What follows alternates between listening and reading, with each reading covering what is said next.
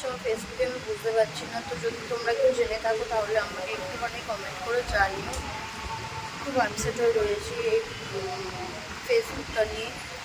Problem হচ্ছে না হচ্ছে সেটাও বুঝতে পারছি না। হঠাৎ করে এরকম রেস্ট্রিক্টেড দেখিয়ে দিয়েছে, কোনো কিছু করতে পারছি না, পোস্ট করি সেরকম ভিউয়ার্স আসছে না, কিছু হচ্ছে না। মানে কেমন একটা মানে হচ্ছে। প্লিজ যদি কারো জানা থাকে একটু মানে আমাকে গাইড করে